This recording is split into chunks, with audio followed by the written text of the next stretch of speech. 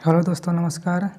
आज हम क्लास 10 प्रश्नावली 1.3 का पहला प्रश्न हल करेंगे। दिया है, सिद्ध कीजिए कि करणीय 5 एक अपरिमेय संख्या है। सिद्ध कीजिए कि करणीय 5 एक अपरिमेय संख्या है। तो इसका हम उल्टा मान लेते हैं कि करणीय 5 एक परिमेय संख्या है।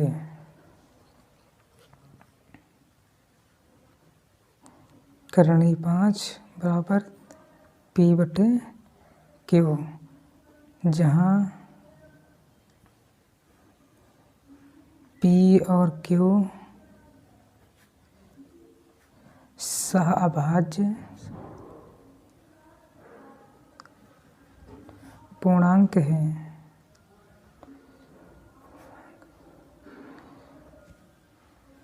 और Q के बराबर में 0 नहीं है। जहाँ P और Q सहअभाज्य पूर्णांक है और Q के बराबर में 0 नहीं है, तो दोनों पक्षों का अब वर्ग करने पर, दोनों पक्षों का वर्ग करने पर, तो करणीय 5 का वर्ग P/Q का वर्ग, करणीय 5 और करणीय 5 की जब आपस में गुणा करेंगे तो 5 बचेगा। तो 5 बराबर P/Q वर्ग। 5 के नीचे 1 मान लेते हैं। तिर्यक गुणा करने पर तो 5Q² P वर्ग Q वर्ग बराबर P वर्ग/5। 5 और Q के बीच में गुणे का संबंध है और गुणे की संख्या हमेशा बटे में जाती है।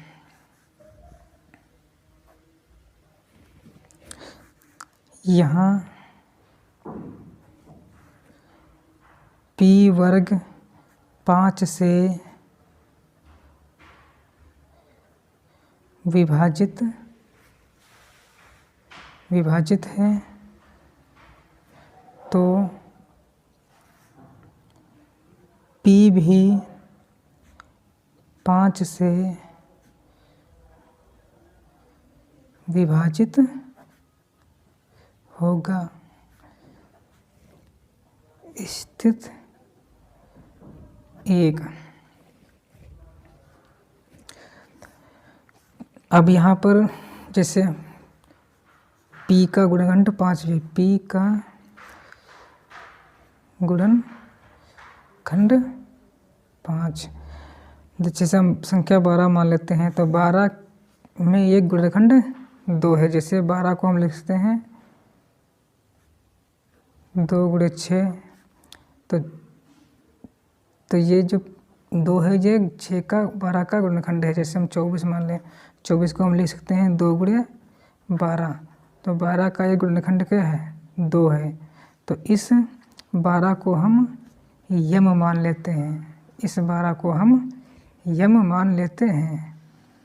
जैसे 25 को हम 5 × 5 लिख सकते हैं, तो 5 को हम यम मान लेते हैं। अब 5 एक ये गुणनखंड 25 का है, तो P बराबर 5 हम यम मान लेते हैं इसको।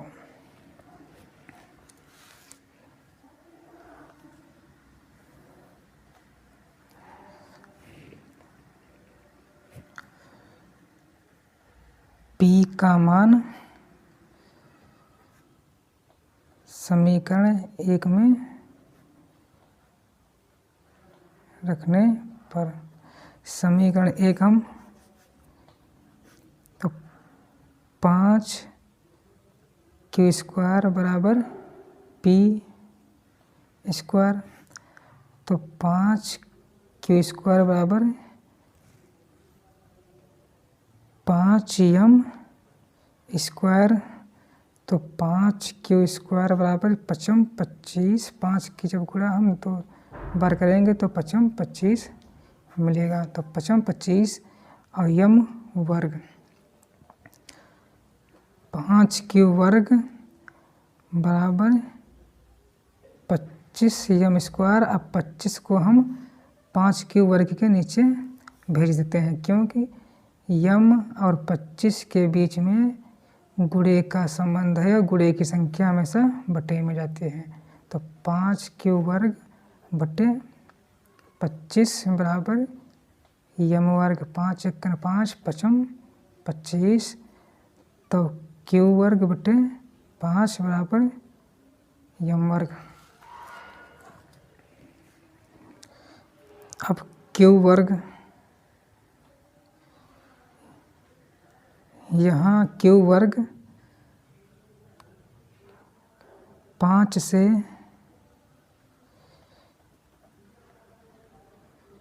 विभाजित है, तो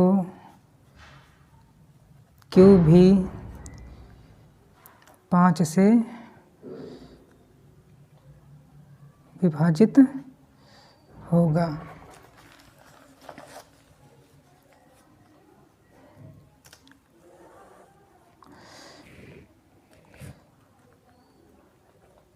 स्थित, और हमें सिद्ध क्या करना था कि करणीय 5 एक अपरिमेय संख्या है।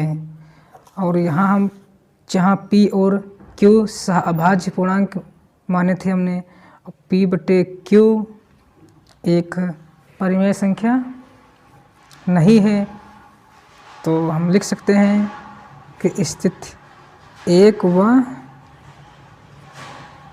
2 से स्पष्ट होता है कि p बटे q एक परिमेय संख्या नहीं है, तब करणीय 5 एक अपरिमेय संख्या है, एक अपरिमेय संख्या है। यही हमें सिद्ध करना था।